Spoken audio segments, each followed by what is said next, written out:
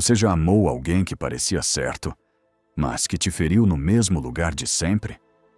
Você já se perguntou por que certos tipos de pessoas entram e retornam à sua vida como se obedecessem a um roteiro secreto?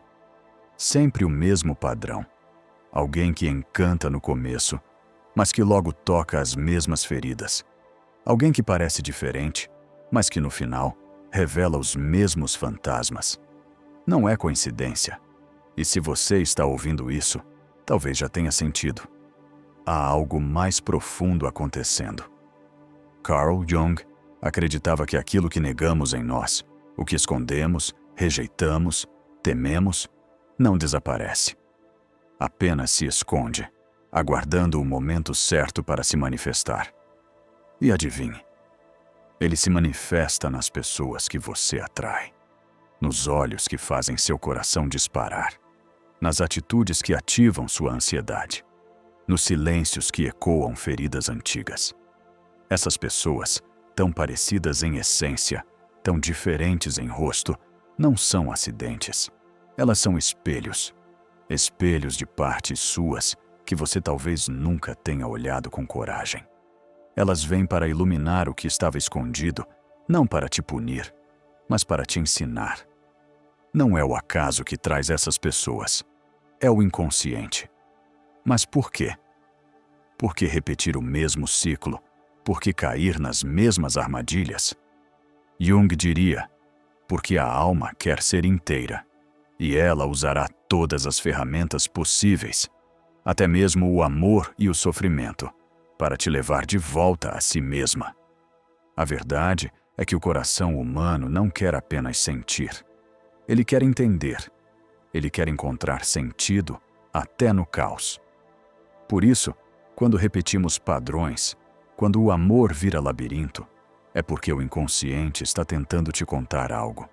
Está tentando te mostrar quem você realmente é, além da persona, além das máscaras, além da defesa que você criou para sobreviver. Então, neste vídeo, vamos mergulhar nessa jornada silenciosa que acontece dentro de você. Porque você atrai quem atrai. O que isso diz sobre sua sombra e como a repetição pode ser, paradoxalmente, um convite à cura. Prepare-se, porque essa resposta não está lá fora. Ela vive em você. Imagine que dentro de você existe um teatro. No palco está a sua consciência, a parte de você que decide, que julga, que tenta entender o mundo. Mas atrás das cortinas há um diretor invisível. É o inconsciente. E muitas vezes é ele quem escolhe o elenco da sua vida. A repetição de padrões afetivos não é uma falha sua. É uma linguagem simbólica. O inconsciente fala por imagens, sensações, intuições. E uma das formas mais poderosas de ele se expressar é através das pessoas que aparecem e reaparecem no seu caminho. Quando você se envolve com alguém que te faz sentir como se estivesse revivendo uma dor antiga, seu inconsciente está tentando trazer essa dor à luz. Porque só o que é visto pode ser curado. Carl Jung observou que o inconsciente não está contra você. Pelo contrário, ele quer a sua totalidade.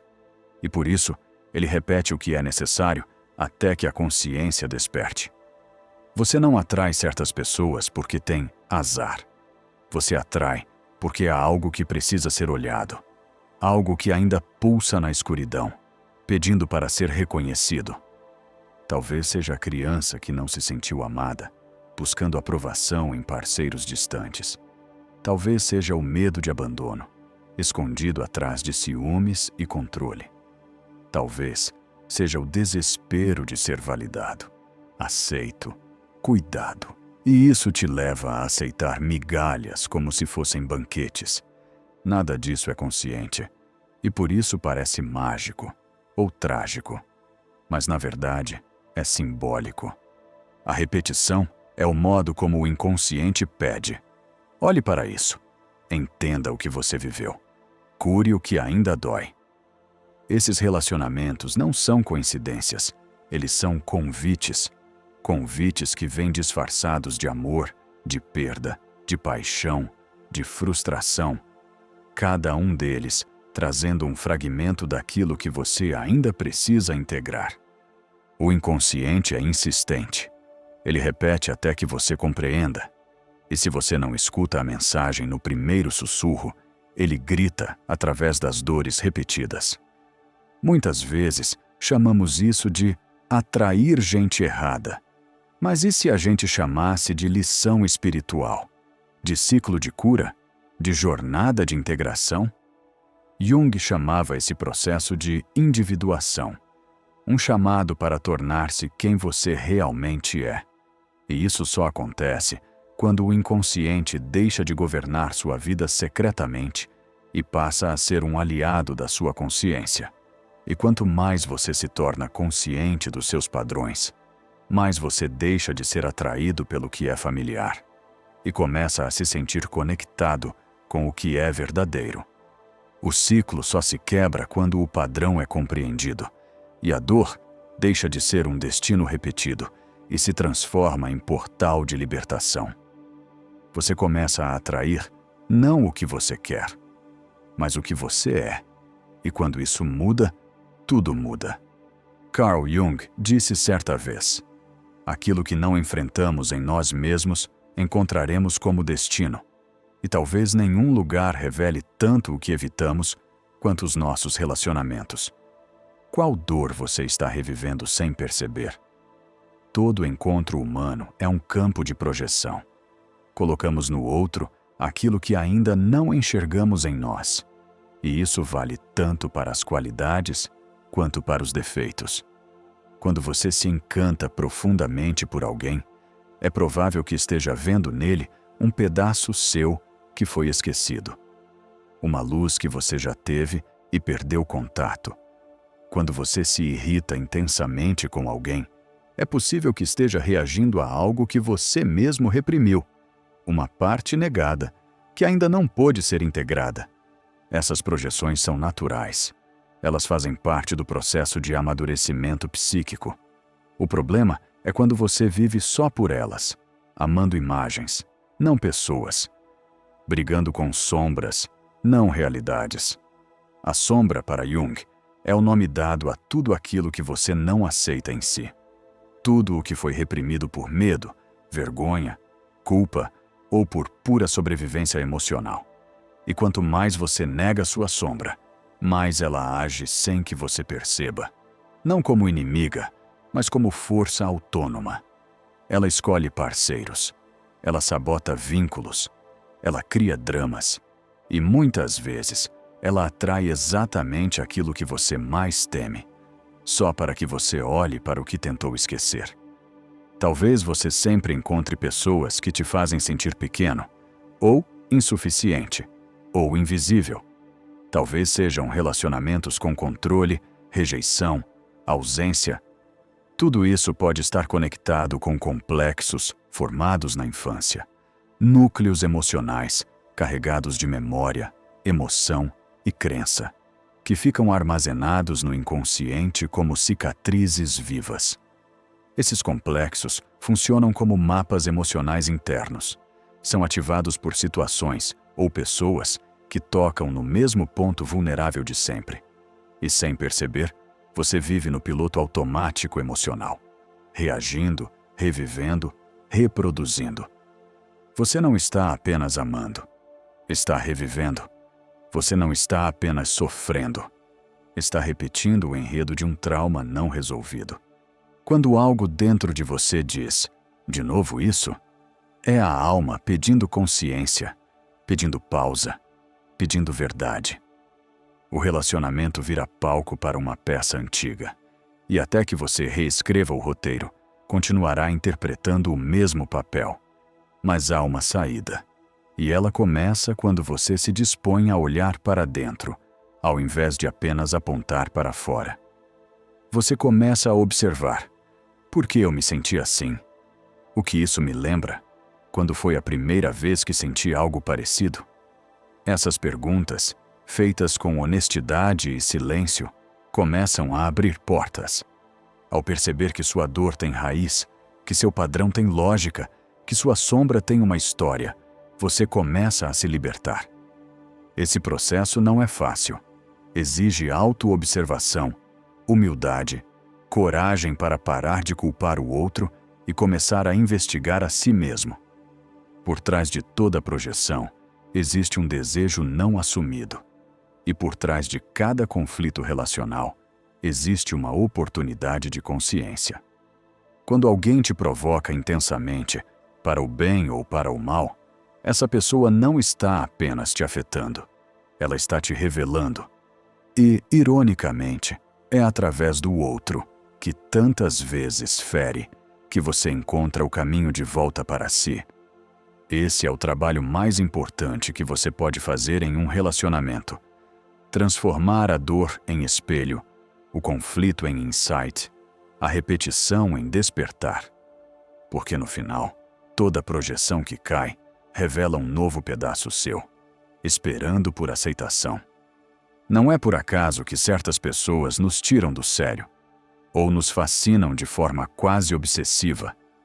Não é sobre elas, é sobre o que elas despertam. O encontro com a sombra não acontece num templo silencioso. Ele acontece quando alguém diz algo que te desestabiliza, quando alguém se afasta e isso te apavora, quando alguém te ama e isso te assusta.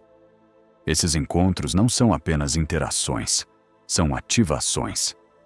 Carl Jung dizia: tudo o que nos irrita nos outros pode nos levar a uma compreensão de nós mesmos.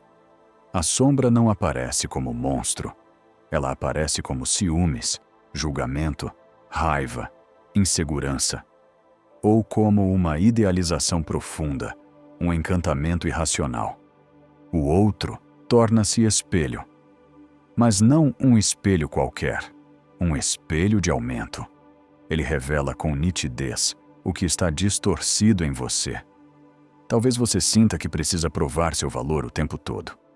Talvez você tenha medo de ser rejeitado, então se anula. Talvez você tenha aprendido a controlar para não ser controlado. Tudo isso são respostas a feridas antigas. E o outro, sem saber, pressiona exatamente esse ponto. É aí que a alma tem uma chance. Parar de reagir e começar a escutar. Quando você encara a sombra, você vê o que está por trás do medo, por trás da raiva, por trás da carência. Você começa a perceber que muito do que atribuía ao outro, ele me faz sentir isso, na verdade sempre esteve em você. É como se os outros fossem apenas catalisadores. Eles não te ferem, apenas ativam a dor que já mora aí dentro. A dor que foi esquecida, ignorada, mas nunca curada. E esse despertar pode ser doloroso, porque obriga você a sair do papel de vítima e assumir a responsabilidade pela sua própria cura. Você entende que o outro não é vilão, é mensageiro. Mensageiro da parte de você que está pronta para ser olhada e talvez amada. Esse é o trabalho mais difícil e mais libertador. Reconhecer que você é parte ativa dos seus padrões. Que você não apenas sofre por amor, mas também escolhe, atrai, alimenta, repete.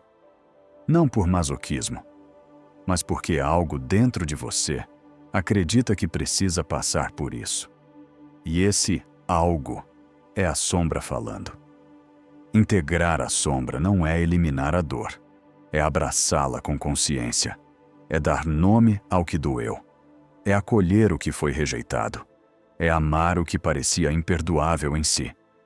Você não controla o que o outro faz, mas pode escolher como reage. E mais ainda, pode escolher investigar o porquê de ter reagido assim. Quando você começa a se observar com gentileza, sem julgamento, mas com presença, o outro deixa de ser ameaça e vira professor.